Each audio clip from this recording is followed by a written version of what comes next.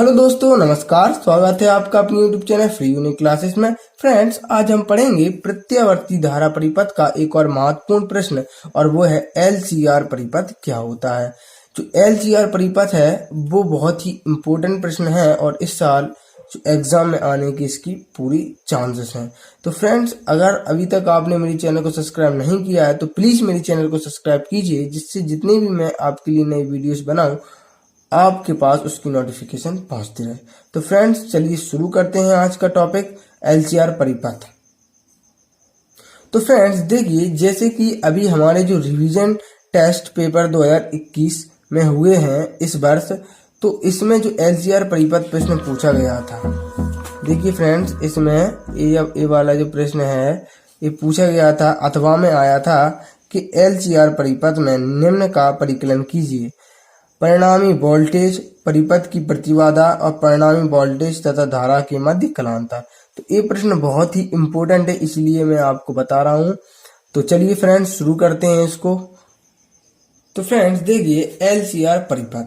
तो फ्रेंड्स, इस परिपथ को करने से पहले, अर्थात इसका जो व्यंजक निगमन करने से पहले हम थोड़ा इसको समझ लेते हैं कि एलसीआर अर्थात होता क्या है। देखिए, एल का मतलब होता है जो प्रेरण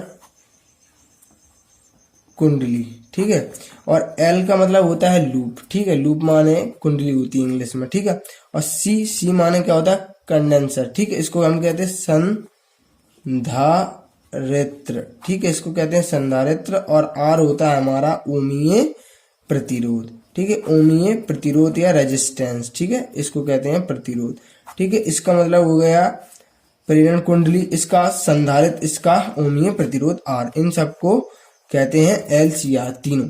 अब देखिए एलसीआर परिपथ, ठीक है। परिपथ का मतलब क्या होता है, अभी तक आपने बैटरी वाले जो क्या है टर्मिनल वाले जानते हैं, आपके जो बड़ा वाला सिंबल होता है वो प्लस का होता है, माइनस का होता है। अभी आप जो परिपथ पढ़ रहे थे उनमें सिर्फ हम बैटरियों का उपयोग कर रहे थे, अर्थात डीसी मान के चलिए, ठीक है, डीसी का उपयोग कर रहे थे। लेकिन जो प्रत्यावर्ती धारा परिपथ अर्थात एसी, ठीक है, अल्टरनेटिव जो सर्किट में अब हम पढ़ेंगे एलसीआर, ठीक है। तो इसमें जो एसी क्या होती है, जो प्रत्यावर्ती धारा होती है, अल्टरनेटिव करंट, ठीक है, इसको मैंने आपको बता दिया है। और अब इसके परिपथ में हम पढ़ेंगे, ठीक है। तो अभी जैसे कि आप इसमें पढ़ रहे थे, अब हम किस में पढ़ेंगे, इस प्रकार से परिपथ होगा और उसमें इस प्रकार का चिन्ह होगा, ठीक है। तो इसे कहते हैं हम एसी सर्किट, ठीक है। इस प्रकार से हम इसे बना देंगे और इसमें और एल जुड़ा होगा, एल अर्थात प्रेरण कुंडली, और प्रेरण कुंडली को हम इस प्रकार से बनाते हैं, ये हमारी कुंडली बन जाएगी, ठीक है। संधारित्र अर्थात इसको कुछ इस प्रकार से बनाते हैं, दो खड़ी लकीरें सी होती हैं, उनको हम कहते हैं संधारित्र, ठीक है, इसको कहते हैं हम सी। अब देखिए प्रतिरोध को तो आप जानते हैं, इस प्रकार से बनाते हैं, ठीक है, इस प्रकार से बनाते हैं। जब इन तीनों को हम श्रेणी क्रम क्या होता है, जो पंक्ति में होती श्रेणी, इस प्रकार से श्रेणी, ठीक है, इस प्रकार से श्रेणी होती है, सीधी होती है श्रेणी, और समांतर कैसी होती है, खड़ी ऐसी, ठीक है, इस प्रकार से समांतर जी होती है, समांतर ये होती है श्रेणी, ठीक है। इस प्रकार से जी श्रेणी हो गई और ये समांतर हो गई। तो अब देखिए, इन तीनों को जब हम श्रेणी क्रम में किसमें, श्रेणी क्रम में अर्थात ऐसे जोड़ देते हैं और उसमें हम ये वाला जो परिपथ लगा देते हैं, एसी परिपथ में हम तीनों को जोड़ देते हैं, तो इस प्रकार से क्या बन जाता है, हमारा एलसीआर परिपथ बन जाता है। तो फ्रेंड चलिए इसकी पहले लिखते हैं हम परिभाषा। तो चलिए लिखते हैं। तो फ्रेंड देखिए, इसकी परिभाषा किस प्रकार से लिखेंगे कि जब प्रत्यावर्ती धारा परिपथ अर्थात प्रत्यावर्ती धारा परिपथ मतलब एसी, ठीक है, एसी सर्किट में जब प्रत्यावर्ती धारा परिपथ में, इसमें देखिए ये पहले क्या है, एल है, तो इसको कहते हैं प्रेरण कुंडली, ठीक है, प्रेरण कुंडली कैपिटल एल, ठीक है, इसको कैपिटल एल बनाएंगे। दूसरा है संधारित्र, क्या है, संधारित्र अर्थात कंडेंसर, ठीक है, संधारित्र अर्थात सी, क्या, संधारित्र अर्थात सी, ठीक है। तथा ओमीय प्रतिरोध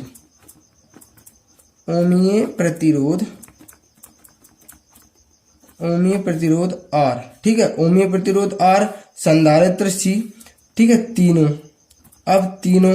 अब किस क्रम में, श्रेणी क्रम में, तीनों श्रेणी क्रम में, तीनों को किसमें, श्रेणी क्रम में, श्रेणी क्रम में जोड़ने पर, ठीक है, जोड़ने पर बने परिपथ।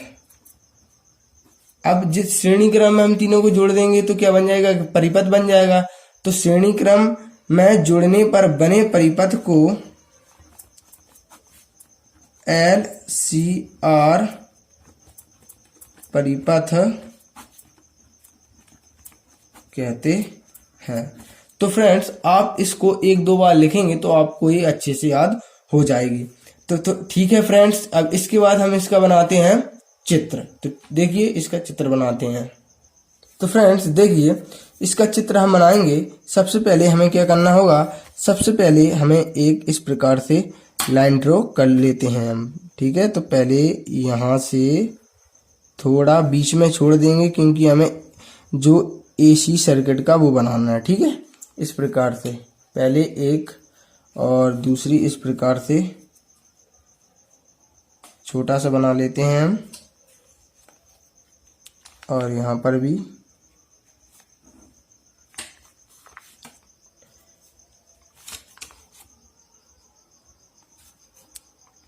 एक थोड़ा यहाँ पर और यहाँ पर। अब देखिए फ्रेंड्स पहले यहाँ पर हम बनाएंगे एक गोल चिन्ह, ठीक है। इस प्रकार से बना लेते हैं और इसमें इस प्रकार से चिन्ह बना देंगे। तो ये क्या बन जाएगा हमारा AC परिपथ, मतलब AC सर्किट, ठीक है। AC सर्किट बन जाएगा। अब सबसे पहले इसमें हमें तीन चीजें जोड़नी है, वो है L अर्थात लूप, लूप अर्थात कुंडली, ठीक है। कुंडली जोड़ेंगे सबसे पहले। तो कुंडली किस प्रकार से बनाते हैं, इस प्रकार से बनाते हैं, ऐसे ऐसे ऐसे ऐसे कर देंगे आप थोड़ा सा, और यहाँ पर इस प्रकार से, ठीक है। तो एक कुंडली बन गई। अब हमारे बनाएंगे हम संधारित्र। तो आपको दो इस प्रकार से लकीरें खींच देनी है, ठीक है। ये बन गया हमारा संधारित्र। इसी के बाद हम बनाते हैं प्रतिरोध। तो इस प्रकार से आप प्रतिरोध बना देंगे, ठीक है फ्रेंड्स। इस प्रकार से हम तीनों बना लेंगे। तो ये हमारा LCR परिपथ बन गया। तो ये क्या है हमारा L अर्थात लूप, ये क्या है हमारे संधारित्र, ये क्या है हमारा प्रतिरोध। तो तीनों जुड़ गए हैं, ठीक है। अब हम लिखेंगे इसमें भाषा। तो क्या भाषा लिखनी है, भाषा तो बहुत सरल होती है। तो लिखेंगे जब प्रत्यावर्ती धारा परिपथ में, ठीक है, इसमें AC सर्किट में, या जब LCR परिपथ में जो प्रत्यावर्ती वोल्टेज, ठीक है, प्रत्यावर्ती वोल्टेज का सूत्र होता है V बराबर V0 sin ओमेगा t को आरोपित करते हैं। तो इसमें क्या है धारा प्रवाहित होने लगती है, और इसमें हम धारा I प्रवाहित करेंगे, ठीक है। यहाँ से यहाँ तक I प्रवाहित होगी, ठीक है। तो इसमें हम कौन सा जो विभवांतर लगाएंगे कि V बराबर V0 sin ओमेगा t को आरोपित करेंगे। तो इसमें क्या है धारा प्रवाहित होने लगी, ठीक है। यहाँ से यहाँ तक धारा प्रवाहित होने लगी। तो चलिए फ्रेंड्स लिख लेते हैं इस भाषा को भी। तो फ्रेंड्स देखिए जैसे कि मैंने आपको बताया था कि जब LCR परिपथ में या प्रत्यावर्ती धारा परिपथ में वोल्टेज V बराबर V0 sin ओमेगा t आरोपित करते हैं तो इसमें धारा I प्रवाहित होने लगती है। जब धारा I प्रवाहित होगी तो इसके जो विभवांतर, ठीक है, इसके इनमें जो विभवांतर है, विभवांतर में क्या होगा, विभवांतर परिवर्तन होगा। तो अर्थात इनके जो विभवांतर क्या हो जाएंगे, इनके जो विभवांतर हो जाएंगे, ये क्या है L है ना, तो L विभवांतर को हम किससे प्रदर्शित करते हैं, V से। तो VL हो जाएगा इसका विभवांतर, इसका विभवांतर VC हो जाएगा, ठीक है, और इसका विभवांतर हो जाएगा VR। इस प्रकार से आपको और देखिए जैसे कि हम इसमें जब प्रत्यावर्ती धारा परिपथ में या LCR परिपथ में वोल्टेज V बराबर V0 sin ओमेगा t, ठीक है, आरोपित करते हैं तो धारा I प्रवाहित होने लगती है। इसमें धारा I प्रवाहित होने लगती है, ठीक है। अब जब इसमें धारा I प्रवाहित होगी तो जिनसे इनके जो विभवांतर हैं, ठीक है, इनके जो विभवांतर हैं 1 2 3, मतलब L का जो विभवांतर, C का विभवांतर, R का विभवांतर, जो विभवांतर क्रमशः VL और VC और क्या हो जाएगा VR हो जाएगा। अर्थात L मतलब प्रेरण कुंडली के सिरों पर जब हम वोल्टेज आरोपित करेंगे तो इसका जो विभवांतर क्या हो जाएगा VL हो जाएगा। इसी प्रकार जब हम जो संधारित्र C के जो सिरों पर वोल्टेज आरोपित करेंगे तो क्या हो जाएगा, इसका जो विभवांतर VC हो जाएगा, ठीक है। इसी प्रकार जब हम जो ओमीय प्रतिरोध R के सिरों पर वोल्टेज को आरोपित करेंगे तो इसका विभवांतर VR हो जाएगा। इस प्रकार से जब हम इसमें लिखेंगे कि जब या प्रेरण कुंडली L के सिरों पर आरोपित विभवांतर, ठीक है, इस प्रकार हम लिख देंगे। और विभवांतर क्या होता है, देखिए इसमें क्या है, VL है, तो VL बराबर क्या हो जाएगा, आप जानते हैं, आपने ओम का नियम पढ़ा है, ठीक है ना। तो आपने ओम का नियम क्या पढ़ा है कि V समानुपाती I होता है, ठीक है ना। तो जब समानुपाती हटता है तो एक नियतांक आता है, वो होता है R, ठीक है। तो यहाँ पर देखिए, यहाँ पर भी क्या है, V है, और यहाँ पर भी V है, यहाँ पर भी V है, यहाँ पर L है ना, तो मान के चलिए मैंने यहाँ पर L लगा दिया, ठीक है, और तो VL हो गया। यहाँ पर I तो निश्चित है ना, अब ये R बचा, ठीक है। तो R को थोड़ी की देर के लिए हम X मान लेते हैं, ठीक है। तो X मानेंगे तो ये क्या हो जाएगा, XL हो जाएगा। तो इस प्रकार से आपको ये याद रखना है कि जब मैं आपसे VL कहूँ तो यहाँ पर आपको लिख देना है XL और JI ओम के नियम से, समीकरण 1 बना लेंगे। इसी प्रकार हम दोनों की दोनों क्या बची, एक C बची और R, इस प्रकार से लिख देंगे, और इसकी भी परिभाषा सेम इसी प्रकार से लिख देंगे। तो चलिए लिख लेते हैं।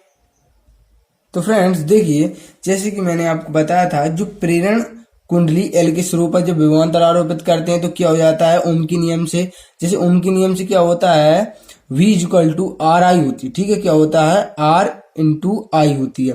तो I की जगह पर जब यहाँ पर L है तो X मान लेते हैं, R की जगह पर XL हो जाएगा, ठीक है। तो एक हमारा समीकरण बन जाएगा। इसी प्रकार संधारित्र C के सिरों पर आरोपित जो विभवांतर, तो जो यहाँ पर VC है तो यहाँ पर भी X माना था हमने R की जगह, तो XC इंटू I।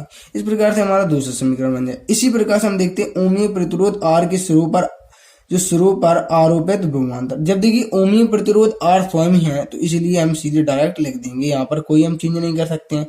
XR का मतलब क्या है, XR, R को हम X नहीं मानते हैं, R को R ही रहने देते हैं, तो इस प्रकार से हम लिख देते हैं। अब फ्रेंड्स इसके बाद हमें बनाना होगा इसका जो ग्राफ, और ग्राफ यदि आपने बना लिया तो आप इसको पूरा तरीके से सॉल्व कर देंगे, तो आपके लिए वो सरल हो जाएगा, ठीक है। मेन एक ग्राफ पर ही निर्भर होता है। तो चलिए फ्रेंड्स देखते हैं इसका ग्राफ।